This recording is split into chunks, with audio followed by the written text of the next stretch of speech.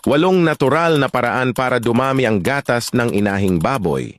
Narito ang mga natural at praktikal na paraan o pagkain para maparami ang gatas ng inahing baboy, lalo na pagkatapos manganak. 1. Malinis at sapat na tubig. Pinakamahalaga sa lahat. Siguraduhing laging may tubig ang inahin kung pwede, free flow. Kapag kulang sa tubig, bababa agad ang gatas. 2. Darak o rice bran. Nakakatulong sa produksyon ng gatas. Pwedeng ihalo sa feeds, huwag sobra para iwas diarrhea.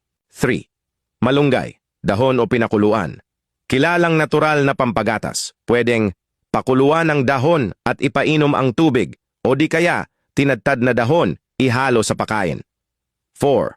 Mais, durog o giniling. Source ng energy para sa gatas.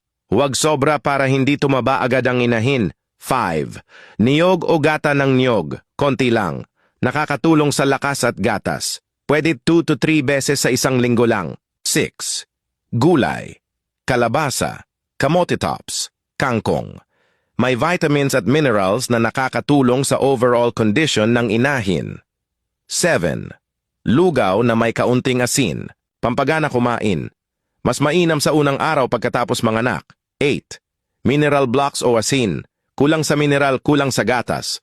Huwag sosobra sa asin.